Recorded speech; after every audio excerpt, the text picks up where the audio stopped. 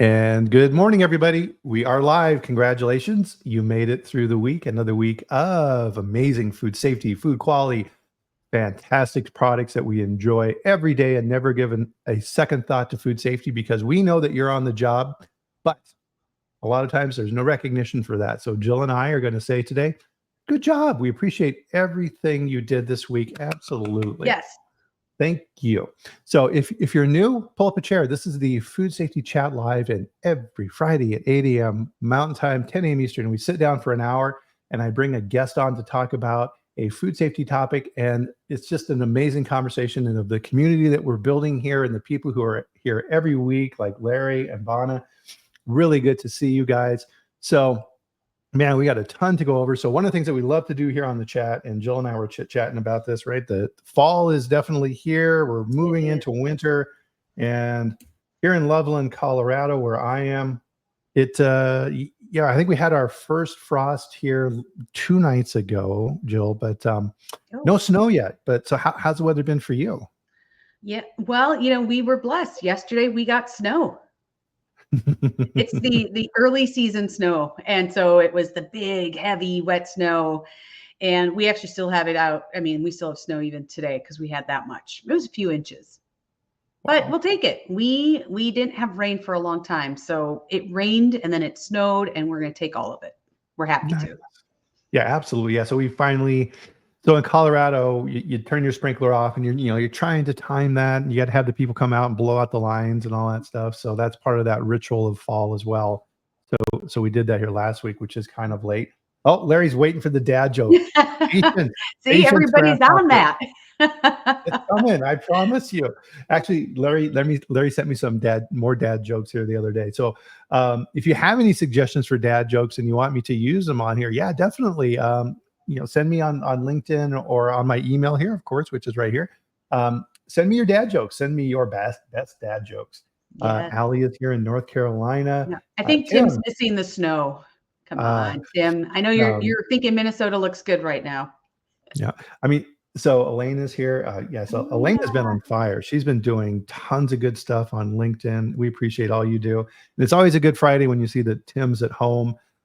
Tim put some really, really cool posts on LinkedIn with what he's up to and his family. And it's really cool that he shares that. So if you don't follow Tim and you're not connected with Tim, definitely. And generally, right, everybody that's on here, we should all be connected with each other, which is part of the reason why we're doing this. Yeah. So, good morning, Jordan. Good to see you in Seattle, and Morgan. Nice. So as Larry alludes to, are you ready, Jill? Are you ready for the dad joke? I'm ready. Okay.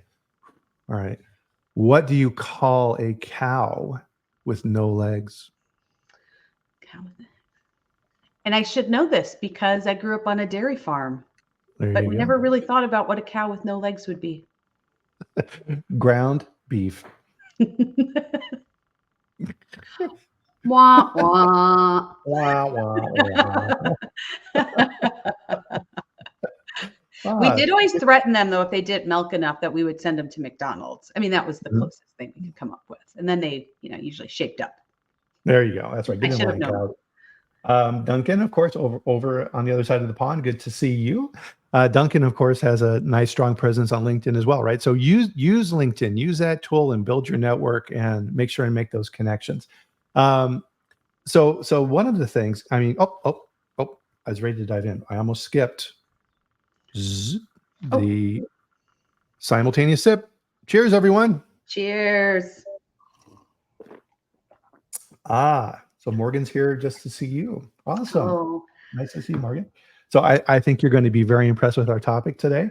And this is sorry, Tim's putting another dad joke in there. Oh, come on, stop it. Stop it. So this is kind of a first for the food safety chat because Jill and I, this is a twofer. So on Wednesday, we started this topic, barely scratched the surface. And this is kind of part 2 of that conversation. So here at the end of the chat, I'll put the link in to part 1 so that you can go to Jill's site at Catalyst and check out the first part of this to get more information on our topic today. So guys, let's dive in. We got a ton to go over here today. I don't know if we'll get to it all. So part of what we emphasize, and Jill just does an amazing job of this with Catalyst, with Tia, is that we emphasize, I know you guys do a really, really good job of this, is there's two main buckets of skill sets that you need to have to be successful in food safety, quality assurance, and frankly, anything that deals with the technical aspect.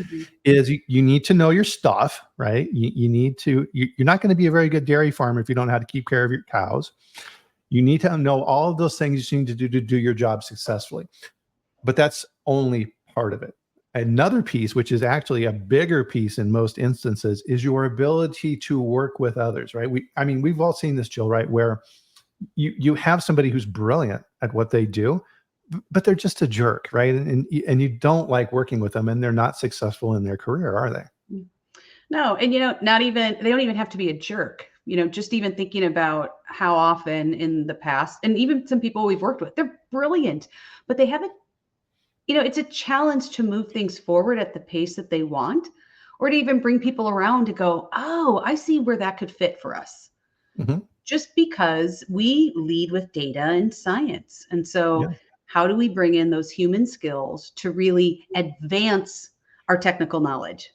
That's really what it's about. And when we do that, then we get to help open doors for business and help our team meet goals. So all of it is a win-win, but it's definitely learned behaviors and learned skills. Yep.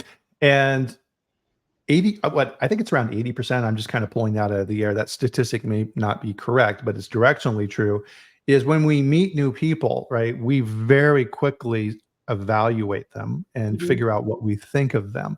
And those nonverbal communication cues and how we present ourselves and how we talk and all these types are a gigantic influence on how we're able to effectively get things done.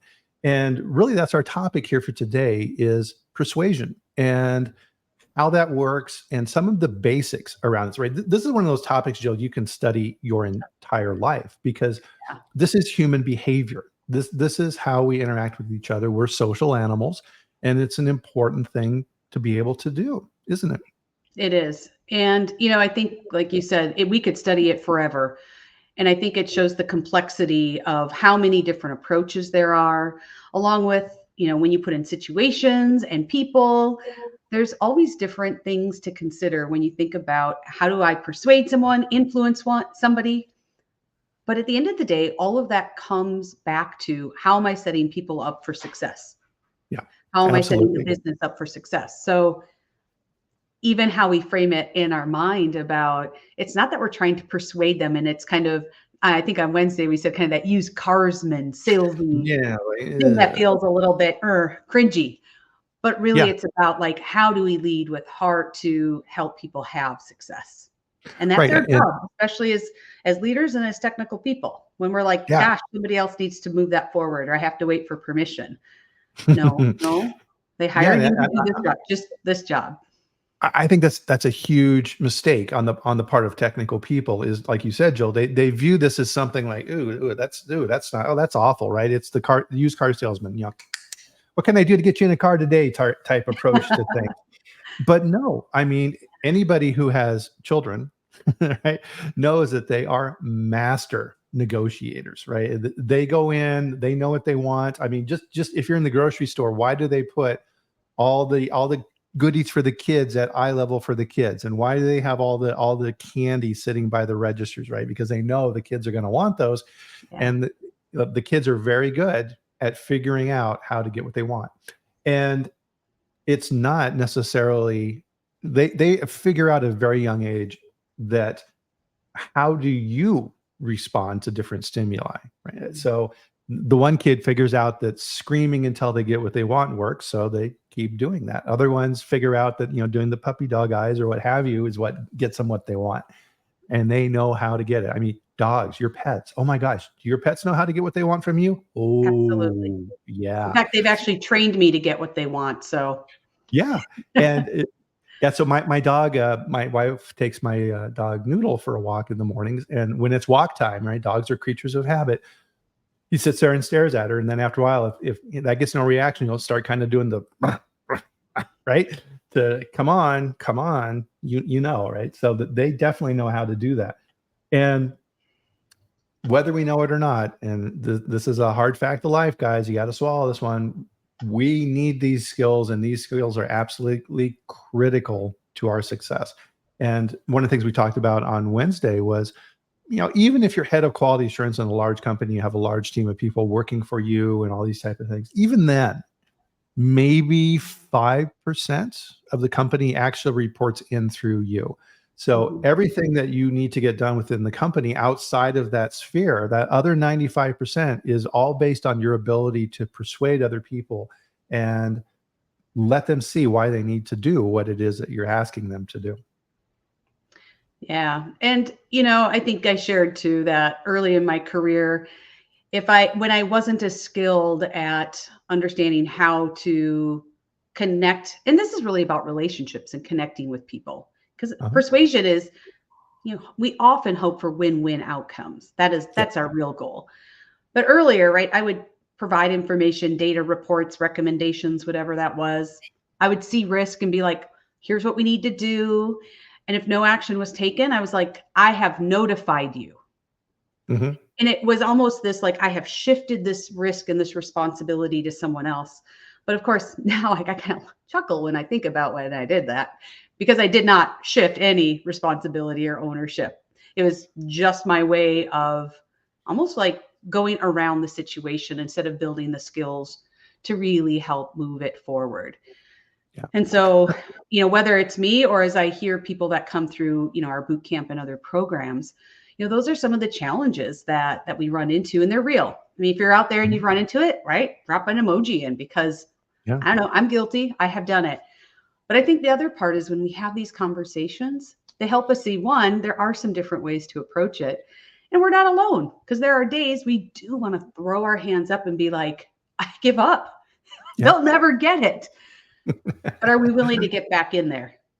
Yeah. So. Yeah. The last thing you want to do in those situations is, say, okay, the data speaks for itself. They can figure it out. And then when something goes wrong, you say, well, I told you so. Right. Right. Oh, nobody likes that. Right. That's a bad path to go down. So don't be that person. Yeah. And 20 years ago, when I was early in my career, 25 years ago, probably could have gotten away with that. But we are in a different environment when it comes to risk, liability, all of these other factors. And so at this stage of the game, as just a professional responsibility, like, that is our professional responsibility. Yep, absolutely. So we're going to kind of break this down in there's 4 main areas, and this is based upon an amazing book, and I'll put the name in here in the comments. The Secrets of Power Persuasion by a gentleman named Roger Dawson. And this book, so one of my habits through my life, and you can see the big collection of books that Jill has, and this is an important habit, is, so I'll read books, and there's certain books that I deem as keepers, because I will go back to them and reference them again and reread them. And actually, these chats were a fantastic opportunity, because I got this book out. I'm like, holy crap, there's a ton of good stuff in this. And a lot of this, as you read through it, is geared toward salespeople, but we're all salespeople. So don't let that, throw you off. You need to understand those things. And so within that book, Jill, there's kind of 4 main areas within there that I wanted to cover off on really, really quickly today, to at least get people started to realize that, okay, hey, here's a gap. And that's one of the best things that I always love in life, is when you find a gap in your knowledge, it's like, okay, cool. Right now I can go and work on those things and improve my knowledge in that area. So I always like it when I find those things. Yeah, that's the best part. Because, yep, absolutely. And it's never, right, we all know it's never just a one time. It is the continuous practice, like reflecting, how did that work? What did we notice? How did people respond? What do I need to tweak? Yep. And then let's practice again. That's winning in life, when you're able to incorporate that as a habit. So the first area is what Roger calls the persuasion game. And part of this, as we're going through this information here today, everybody, is realize that you don't have to do these things, but you have to understand that these things are being done to you. And if you're able to identify these things, it makes your life a lot easier. So the used car example, like we were talking about earlier, is if you go to the used car dealership and he starts putting these techniques on you, you'll be able to say, right, okay, that's time pressure. So for example, it's the end of the month. The sale's going to expire today. You'd better buy the car today. Well, guess what? The new sale starts tomorrow. But they're trying to pressure you with time to get you to make a decision. And if you're aware of the technique, it loses this impact. So the classic example is good cop, bad cop. In the TV shows and things like this, one cop is we're gonna throw the book at you, and rah, and the other cop, he leaves the room, and the first cop is like, I really like you, and he's kind of a meanie, and he's in a bad mood today, but why don't you just tell us where you buried the body, and we can let you go. That's good cop, bad cop that they're using, right? And we see that in life in the plants, right? You'll see people that will try to use this technique on you. But with people, Jill, and this definitely crosses into the work that you and Tia do, is there's certain basic things that we need as human beings, right? So we love to be rewarded. And, it's a fantastic feeling when you're able to give a person a promotion or a raise for good work and things like this. But a lot of times people rely on that too much. And you will that only works for so long, right? We all know, right? You get a nice raise, and then maybe 2 or 3 paychecks later, you forget about it, right? It just becomes part of your pay package. A lot of times in plants, if there's a celebration, it's always the same thing. It's they do something, and then it's the pizza party. It's like, oh, Yeah. okay, and it loses its impact over time. It does. The other one is fear of punishment, right? So it's kind of that carrot and stick situation. So a lot of times in dynamics in companies, your boss has that ability, right? They can punish you. They can give you the off shift. They can give you the crappy hours. They can put more work on you. And we've been in situations where, if bosses are able to put pressure on you for whatever reason, that's an uncomfortable place to be. Yeah. And, even just the threat of it is enough to have our brains think it is a risk. Yes. And it's funny because we as humans are motivated more by like what can be taken away or what would be kind of the stick more than it is the carrot. It's just different parts of our brain that are processing. And so, right, when we think about that, just that illusion or perception of something could be a kind of a punishment, as you talk about, can often motivate people. Mm-hmm. But I love how you talk about these things because they are all extrinsic. They're all outside of us, which is part of why they can't work long term. Yeah. They wear off, right? I love when you talk about pizza parties because I'm like, please no more pizza parties. Mm-hmm. Well, I mean, they can be, but what are we doing to help people really feel good when we think about helping them have success? Yeah, so even when you talked about like we can reward them with, raises, promotions, bonus, whatever those things are. But we can also reward people with just gratitude. Mm-hmm. There are some simple things we can do that just make them go, gosh, I'm more willing to come along with you because you see my value. Yes. And that gets, to our next 2 points, which is a perfect segue, is that internal values, right? Of if there's someone that you respect and they are showing that back to you, that's huge, right? And that costs nothing. The other ones are bonds, right? So that gets back to those pizza parties. Is a lot of times in technical fields, we feel that that fluffy stuff is a waste of time. Getting the team together to go play paintball. We got work to do. No, right? That builds that team relationship, and it's things that they can talk about. Hey, remember a couple of years ago when we did the paintball thing, and I shot you in the back of the head, right? And people bring it up, and they remember that. Duncan's bringing up false scarcity, absolutely, and time pressure. Perfect on that, Duncan, because we see this on websites, right? You go to a travel website, and it says you're looking at a hotel in some location, and it says only 2 rooms left. Really? I've seen things that show that that's not true, right? They're using, to Duncan's point, they're using scarcity on you. And a lot of times they'll combine that with time. Only 2 rooms left. Deal ends in 2 hours, right? And they'll put a timer on there. Why are they doing that, right? Now you know why. They're putting our brains. That's the psychology of sales, essentially. Our brains respond to that. Yep. And I think even as you talk about bonding, right? That's another area where, a lot of times we know we're so busy and that we have a lot happening during the day. And we think, well, we're having shared experiences every day, whether it's how we're working together or we're firefighting together. And those are important experiences.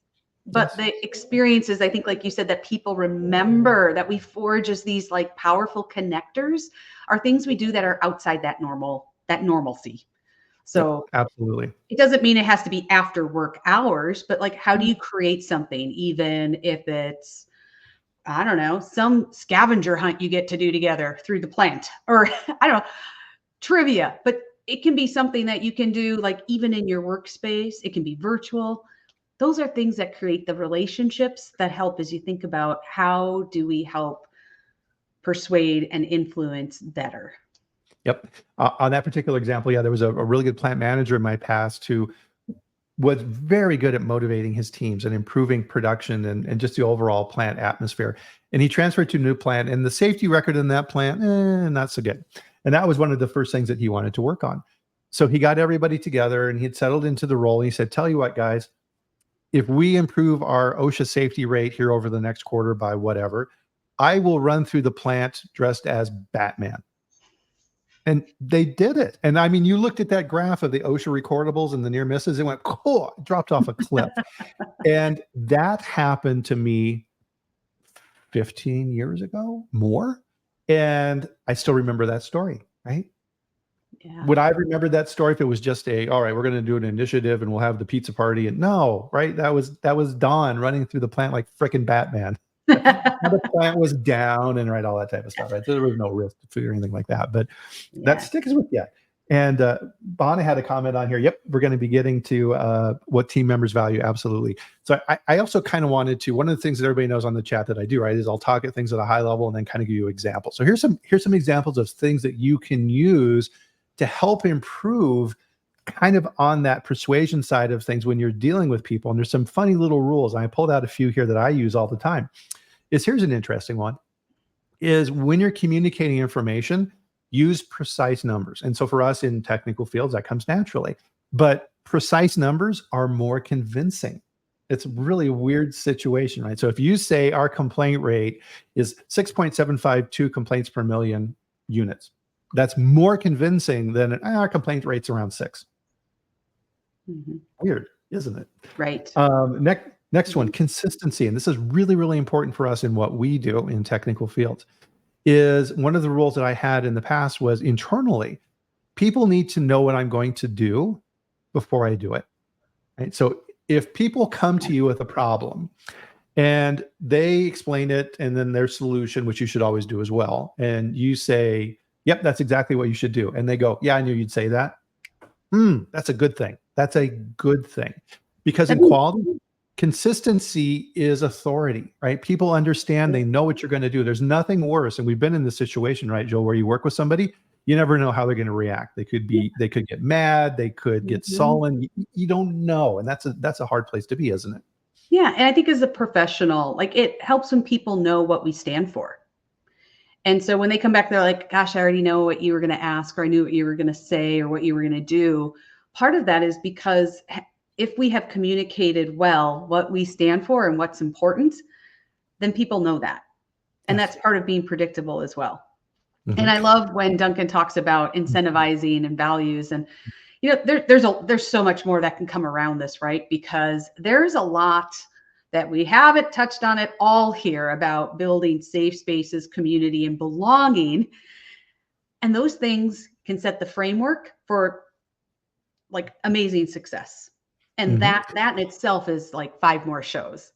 Yes. But we all know that there are times when we start on that path and we still need to help persuade people a little bit more, or as we're collaborating. And once again, maybe persuade isn't always the right word to use, but it's how do we explore these possibilities together and have them see something from a different perspective? Yes. So maybe as we frame it like that helps, because these are all ways of helping frame things, but it's like, how do we bring people along with us? You all know there are some people who are like, yay, and they're in the front, and there are people that are still way in the back.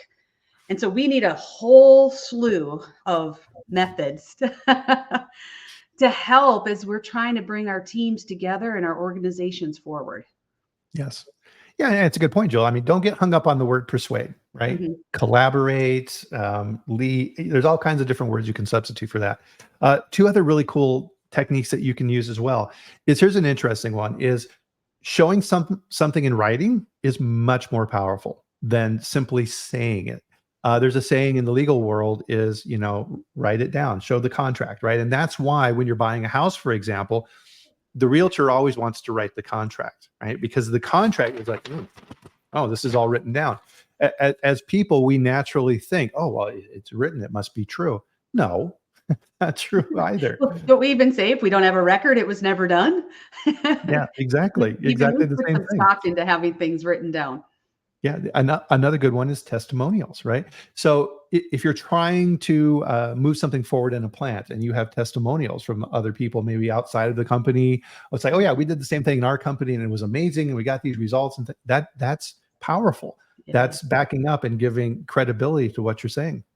Absolutely. Yes. Duncan makes a good point here, right? Provenance, right? Mexican honey, Manuka honey from New Zealand, these type of things, right? Being able to have that type of, yes, the authority associated with this is huge. Also, when you're working with people, and this gets back to your point as well, is that when you're with them, this is the win-win, right? That you had referenced earlier, Jill, is people, I think we're very uncomfortable with this sometimes, but you have to ask for more than you expect. Why? Because you need to give the other side a win. So if I'm working for you, Jill, and I come to you and I want to raise, right? I'm gonna say, and you see this with unions too, right? They'll ask for the craziest stuff. It's like, okay, Jill, I want a $50,000 raise. I want a car. I want to increase my vacation time to 8 weeks a year. And you're going, whoa. Tell you what, the last two we can't do those, but how about if I give you a $30,000 raise? How's that? Well, all right, you got me. I'll okay, fine. I'll in reality, I was hoping for a $10,000 raise, right? Yeah, and I think there's a balance there as well, especially, I think about professionals when we're like, here's the list of improvements we'd like to see for the organization next year. I have seen times where people are like, that's too much. You all want too much. Yes. And it almost creates kind of this situation where they shut down. And so I think that's also part of, even before this, how are we building relationships to know how people receive information, what they value, so that we can kind of navigate this process to say, do I have someone who responds well to like, I'm going to throw it all at you and more? Yeah. Or do I need to kind of mold it a little bit differently so that you are still open to receive the communication and be in the conversation with me? Very good point, right? We'll talk a little bit more about, you need to understand how the person you're talking with and trying to influence or persuade processes information. We'll talk about that a little more too. But part of it then, as you're building this out, let's say that you have 3 alternatives of things that you're looking for projects for next year, and they're all great projects. You could go to your boss at the plant or whatever and say, okay, here's the different projects I've identified. Which of these 3 do you like, right? And let them pick, right? Yeah. It's a win-win, right? You're setting up, and that's called, and this wasn't on my notes, but this is called talking past the sale. So of these 3 things, which should we implement next year? Well, the plant manager may be saying, well, none of them, right? What you're implying in that is, okay, well, we're going to do one of these 3. Which of these 3 do you want us to do? And you're letting them pick. Well, it's like, oh, I like number 1. Let's do that, right? You want, any of the 3 are fine. And that was your original objective in the first place, was to have one of those 3 things. To your point, Jill, you probably didn't have time to do all 3 anyway. But you're getting what you want, and you've given that person a win as well. Comments are fantastic here, guys. And it is all in the approach, right? Even when you are unsure, if you're like, gosh, I don't know, pick something like responding differently to customer complaints, make a difference for you in X, Y, or Z, and link that back to something that's important. Yeah. That is not like this overt persuasion or influence method, but it's opening. The goal is like, how do we open the conversation to bring them in to go, I never thought about that. Or if they're like, no, I don't think so, but this, or this could make a difference for me. Like, it's all about keeping the conversation flowing, because when we stop, that's when we can't make progress together. Exactly. And think about, to your point earlier as well, is what are their goals, right? So the plant manager may have a goal of reducing the budget next year by 5%. And you want a new software program for document control, right? Those money, right? Expensive. But the existing program you have is garbage. Okay, well, go out and find a better alternative that's cheaper. So now you can go to the plant manager and say, hey, good news. I've identified a way to save some money. Oh, awesome. What do you got? Well, hey, I found this new document control system that's cheaper than what we currently have, and it's better. Oh, well, fantastic. Done. Right? He gets to reduce his budget, and you get a document control system that's better. Think outside. And it's all about figuring out, what do people value? What are their priorities? How do we align it to business? But also, I think raising the bar on how we even present that. Yep. So there's so many factors that play into it. Exactly. Other quick points as we're kind of going through these is association. So why do food companies hire celebrities for endorsements? Why did Kamala Harris bring Beyonce on stage? Right? They're associating, right? They're associating their fame and prestige and their goodwill with whatever it is their product is that they're selling. Mm-hmm. So association is very powerful. It kind of gets into that testimonial piece. But it also talks about the building relationships at work, because if you're thinking, gosh, I want to go to my plant manager or this VP with some idea, have you talked to other people that are maybe around them and that you can collaborate with to get more information? And so that when you come together and present this to them, they're not like, gosh, it's just you. Like, no, I actually chatted with this ops person or the supply chain or the finance person. And, this is what I learned along the way. This is what we'd like to share with you. It adds to that association, and having other people kind of, I don't want to say stamp it, but at least it shows that you're thinking bigger than just this one thing. You're thinking more about the business and how people are included in it. Yep, absolutely. Megan had a question for us here, Jill. See what you think of this here. So can you provide a suggestion for helping influence a change of mindset from internal blame or victim mindset to more positive mindset for a peer-to-peer relationship? Wow. Well, I think it depends on your current relationship with someone. Because usually when we're a victim, we do the whole like, oh no, like that's not me. And like, I have no control. And so sometimes a gentle nudge of like, really, you have no control? Like, what would control look like to you? I think helps people start thinking about it. But I also have times where I'm like, really, if you are here to bitch, then you better be ready to make some changes. And I even say straight out, like, you're not a victim here. You are strong, powerful. You are intelligent. You are here for a reason. Sometimes we have to remind people that they are worthy. So there's extremes, as you say. And somewhere in between is likely where someone may fall. Right. But helping them examine it and own it. Like, wow, I do come forward with passing it off. But we really need them to step into the game with us. Yep. I mean, and the bottom line there is to understand it. Nobody changes unless they want to, right? You can help them, kind of point them toward the door, but they got to walk through. And sometimes this gets into NLP, neuro-linguistic programming, and Tony Robbins and things like this, is a lot of times people get in these patterns and they're used to that, right? They're just playing this automatic internal woe is me type thing. And sometimes if you help them, to your point, Joe, which is very good advice, is if you can help them break that pattern and see outside of it, sometimes they'll make that move. So that's a hard thing, Megan. It's something, I mean, it's not a light switch. That's for sure. No, and I love that you say it's not something that just happened yesterday. These are things that they've probably been carrying around. So you may have to explore that, but it may be even as simple as, I have little cards here. Like, this is an affirmation I do this week because I'm changing something in my mindset. Sometimes it's as simple as helping people be like standing up and being like, I can own this. Like, I have control over this part, or I am stepping into it. There are a whole variety of ways. So Megan, I know we can talk more about that if you want.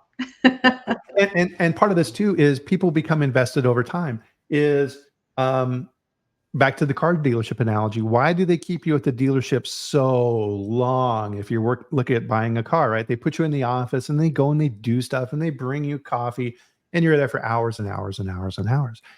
The reason for that is this is a technique of time investment, right? The more time you invest in something, the less likely you are to abandon it.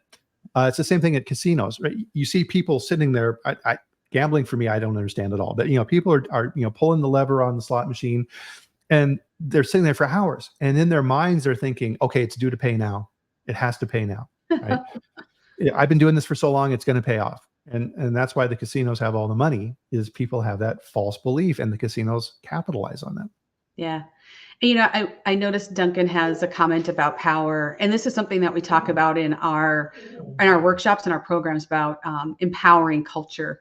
Yeah. Because there is this, the traditional command and control model is I have power over you.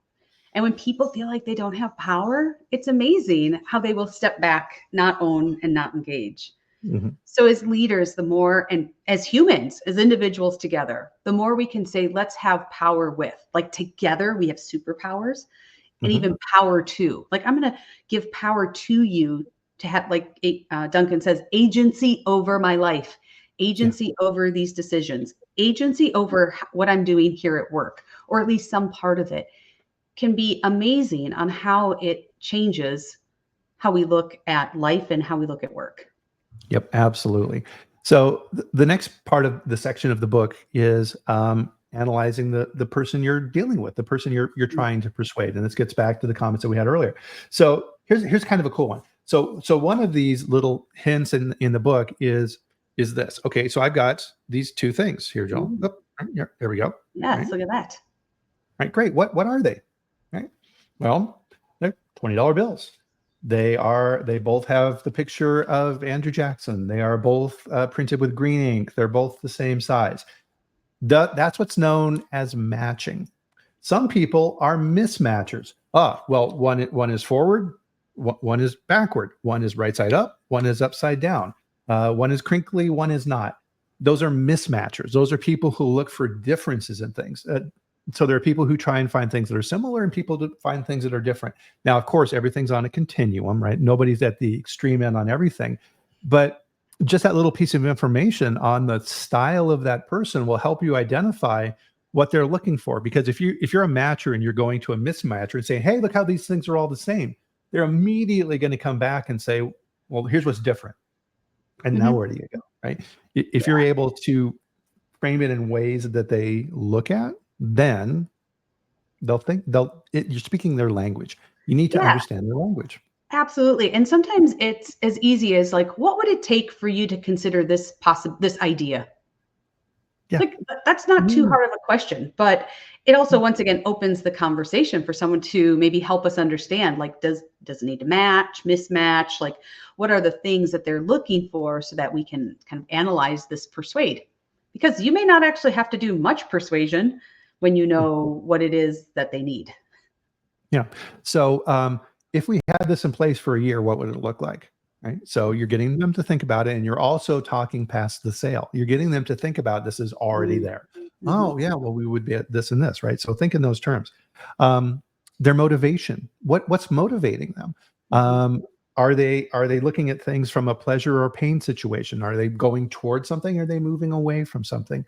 Are they looking at this from a self-centered viewpoint? How does it benefit them? Are they looking at more from an external standpoint? So how is the plant manager evaluating this in his terms?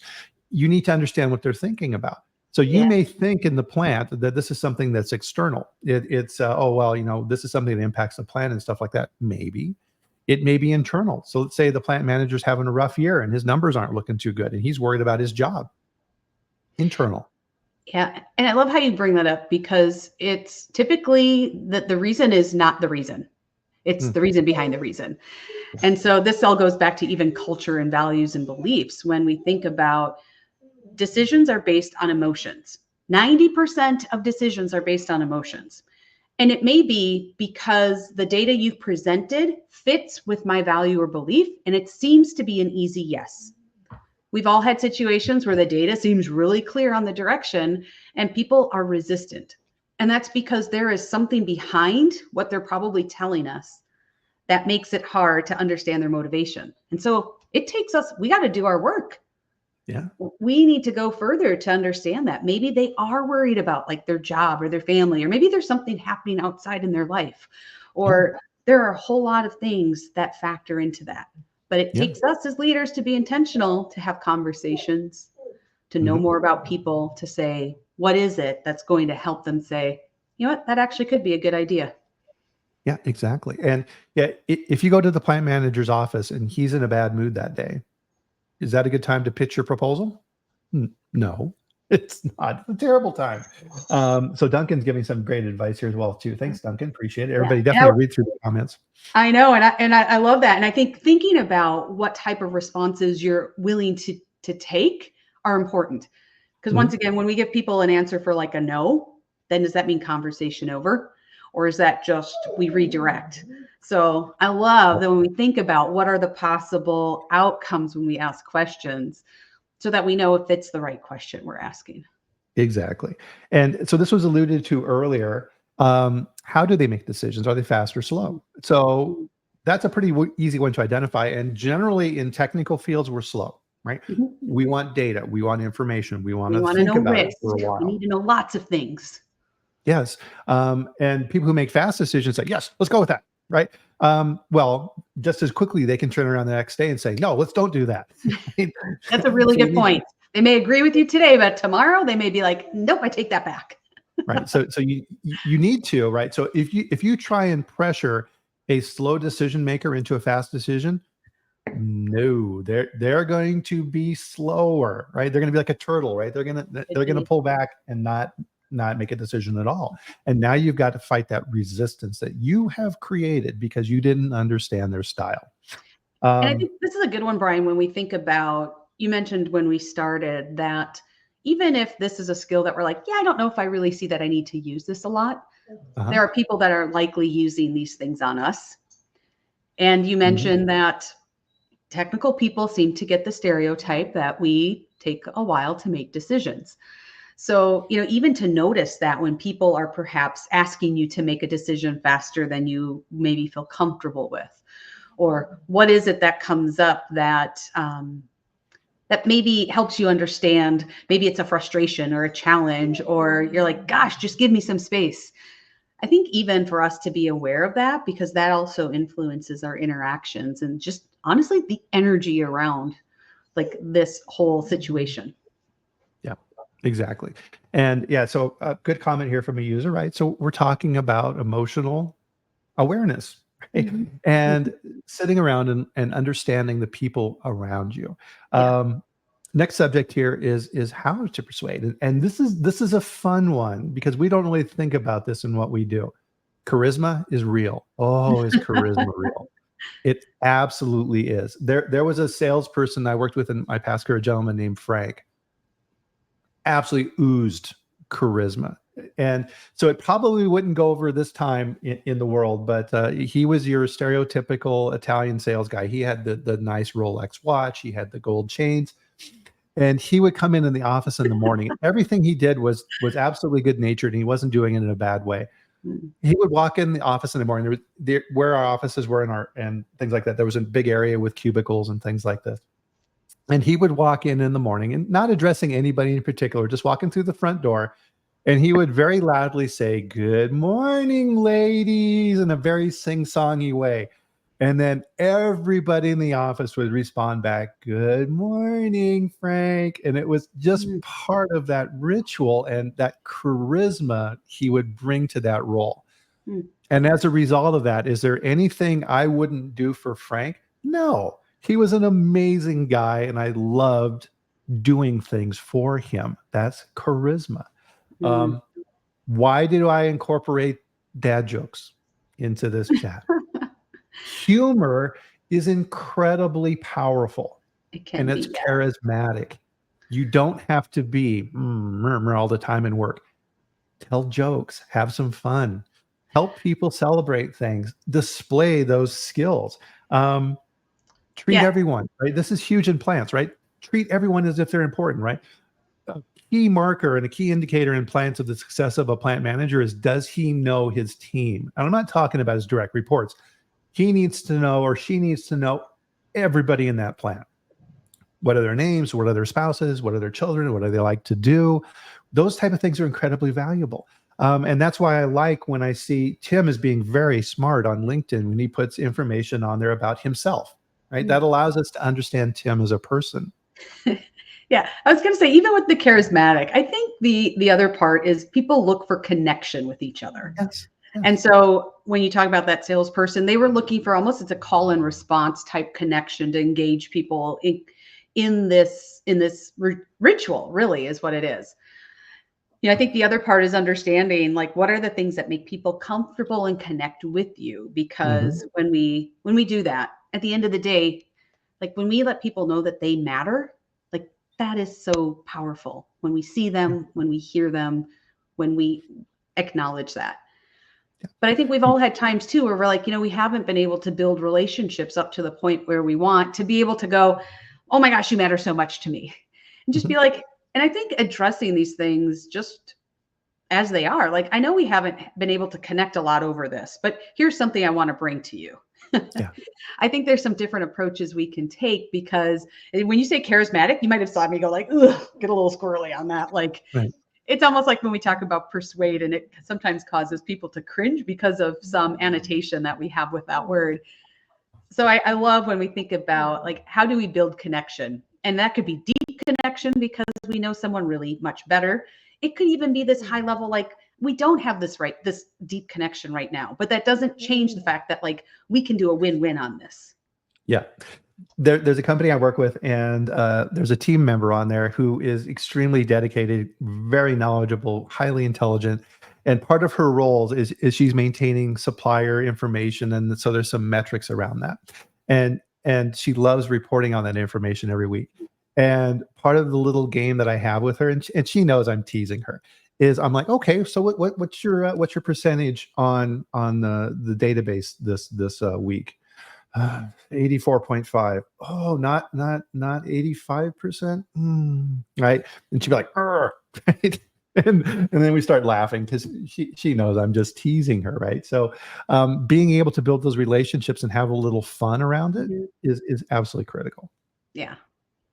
Yeah. James nails it here. Right. You have to be unique and relatable. You can't fake this. You can't fake it. There was a salesperson who called on us on our lab back at when I was in the laboratory, and she was selling equipment, and she had memorized a fact about me and a fact about Frank, the other microbiologist. And so she would come in and say, "Hey, Brian, how's Star Trek? Have you watched Star Trek lately? Hey, Frank, how's that tennis backhand going?" And it was, it's so blatantly obvious that she opened up her portfolio of information on us before she walked in the front door so that she could be relatable to us. And it had the absolute opposite effect, because as soon as she left, we would laugh. We would just laugh because it was so dumb. And it's interesting when you bring that up, because like that lands differently for everyone, because you're like, ugh, not for me. And I think about, when people are like, gosh, are your kids about 15 now or 16? I'm like, wow, you actually remember? Yeah. So even if they maybe looked it up, my take on that is they actually still took the time to go, I'm going to come meet with this person. And like, where were we last time? So there's some effort there. And I think but I love how you bring it up, because the same approach doesn't work and land the same for everyone. So once again, it comes back to what is meaningful for the person that you are engaging in this conversation with.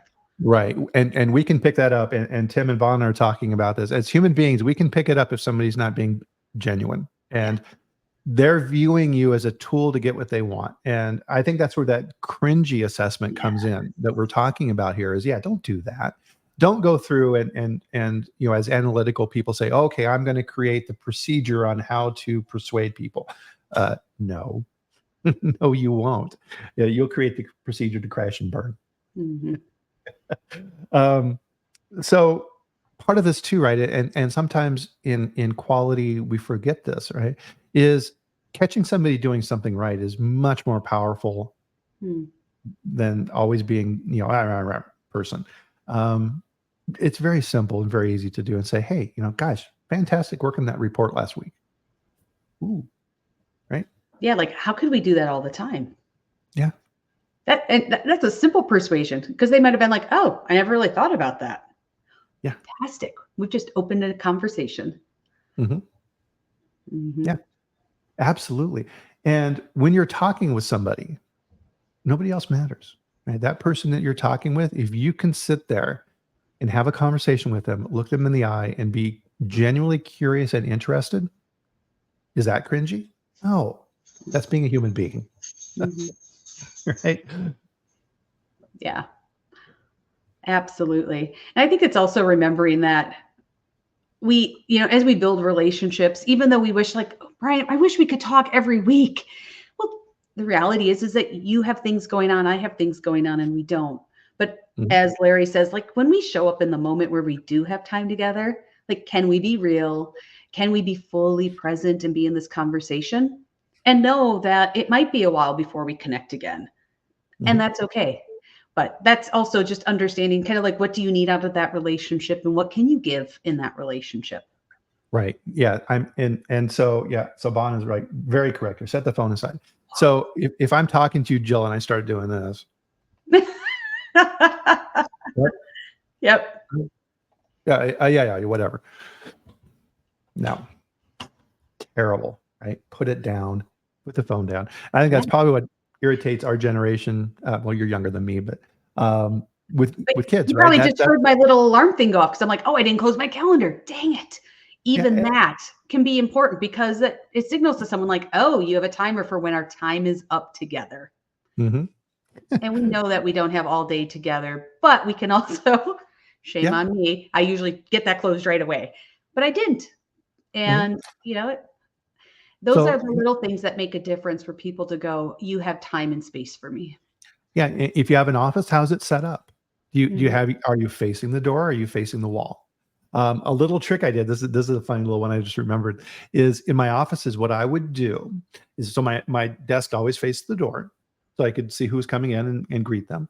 And I put my clock on the wall above the door, Mm. so I could look at the clock without them seeing me looking at the clock. Right. Oh, yeah. And, I had a little table with 2 chairs in my office. So Uh-huh. that way we didn't have to sit across from each other. Like if somebody came in to chat, I mean, unless it was just that quick, like, hey, I'm popping in. But like if we're gonna chat, like I'm gonna come over here. We're gonna actually do this together versus me over here and you over there. Oh, oh, that's a huge one. It's amazing. So Just for those yeah, small things make a difference. oh, that's brilliant, Jill. So yeah, you triggered a memory with me as well on that. Ooh. Is if you're in a plant and you're doing an audit, right? So you have an SQF and audit going on, or FDA, or who whatever. Don't sit opposite the table from them. Sit on the same side. Mhm. Yeah, Don't I like sit to at sit the next to the front. auditor and be like, "Here, let Sit me show you all next my to them. stuff." That sends a message that you're collaborating. Mhm, Opposite is no, we're in conflict. You and I, we are adversaries. Nope, sit on the same type of table. You're working together. Try it. mhm. Makes a big difference. It does. Yep, and I love, Duncan, that you said, like, communicate authentically. Yeah. That is the easiest thing to do, and we all have different styles, approaches, everything lands different. Like, be you. People are more likely to go like, "Huh, that was interesting," but that's how they are. Yeah. Great. Well, and we've had the good luck of meeting each other and saying hello at a few conferences this last year. And when you and I meet each other in person, we're exactly the same as we are right here. Right. Yeah. Even though I We do have to look up a little bit more. Here, I just have to look at the screen, but I'm short and you happen to be tall, so I gotta look up a little more. Yeah, that is true, right? We're all kind of the same height here in Zoom world. That's the only thing that was different. Exactly. So the fourth area is you need to have a game plan, right? So getting back to more of the tactical side of what we're talking about here today is stage one is you need to establish your objective, right? So what do I want to accomplish, right? So to the early example, I want a new software program to manage document control. Um, find out what they want. Yeah. So the plant manager from my previous example, he needs to cut some costs from budgets. Okay, good, right? That's what he's focused on. And this time of year, where's the plant management team, right? They're squirreled away somewhere trying to create the budget for next year Mhm. and figuring out, oh my God, we have to do more with less. How are we going to do that? What are the pressure points? What are the strengths and weaknesses on both sides?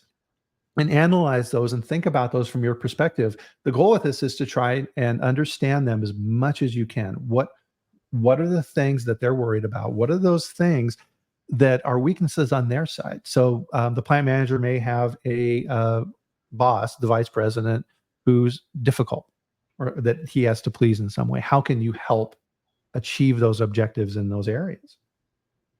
Yeah. I Duncan, think that's throw me off. important because like these tactical parts, because once again, if we want to bring people along with us, we do have to do some preparation on our end. Oh, If we're in absolutely. this spot where we're really kind of doing I don't want to say a pitch, but kind of a pitch to them.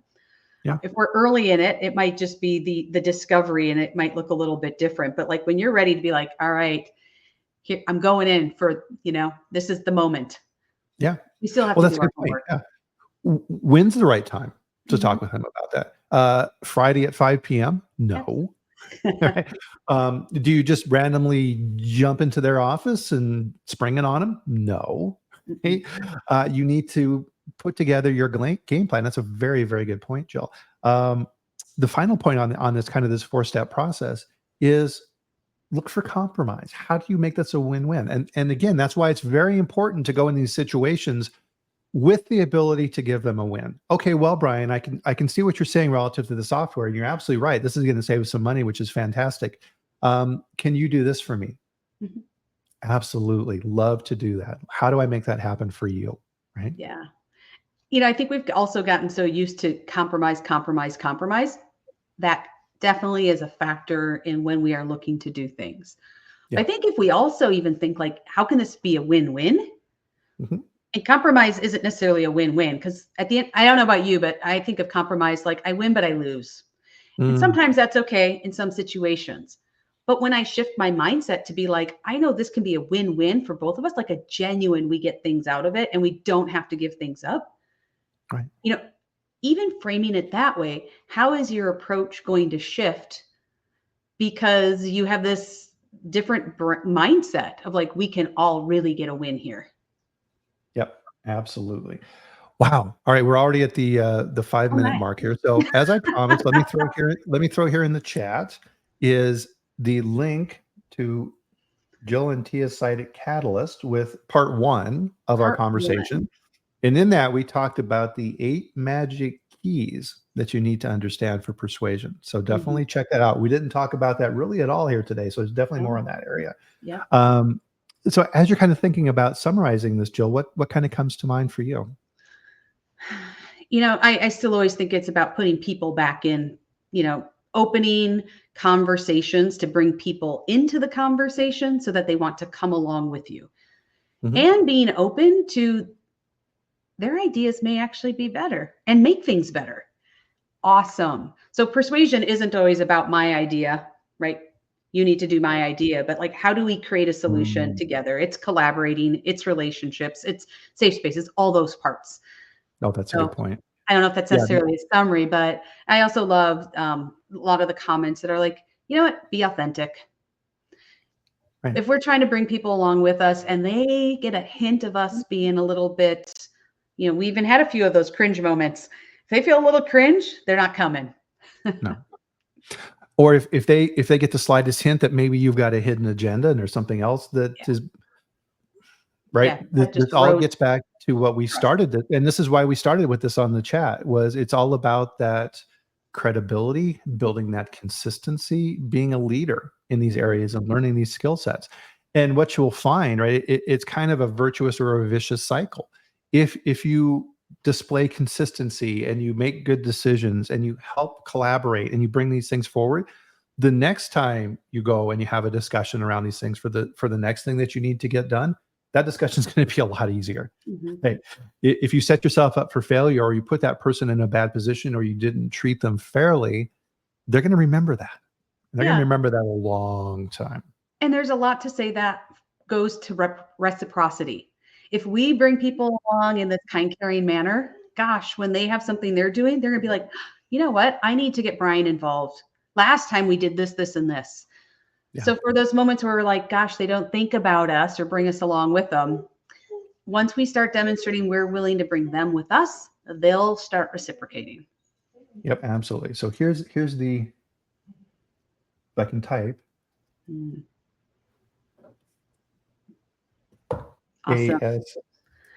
Wow, I think this You our hour does go so quickly together, and I love the audience. Thank you so much for being here oh and, like, God. some great comments and questions, and that really adds a lot as we talk about this, and once again, do it all together because, as we know, food safety, you all know, takes a village. Yep, absolutely. So, yep, there's the book, Secrets of Power Persuasion by Roger Dawson. Definitely read that. And then also, I wanted to put in here, I haven't put this here in a while, is part of this is building that community, is sharing information. And so on Locals, I have a free group where I post recalls and other stuff that catches my attention. So if you haven't signed up, sign up for it. I'll post new information in there about 3 times a week. And I'll also put respond to people who are signed up. So you'll get notifications. You don't have to go in there and hunt and peck for stuff yourself.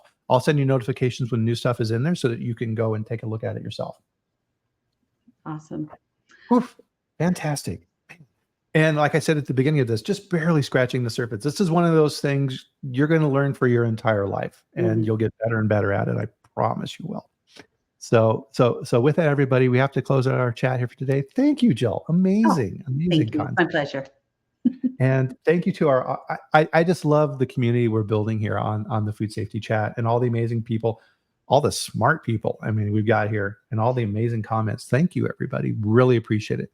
And of course, we'll be back here next Friday at the same time, 8 a.m. Mountain Time, 10 a.m. Eastern, for the next Food Safety Chat, where we live stream on LinkedIn and YouTube. And in the meantime, enjoy your weekend. Have a good time. Go out and play in the snow if you've got a little bit of snow out there. Enjoy the fall, and we'll see you back there then. Thanks a lot, everybody. Thanks, Jill. We'll see you next week.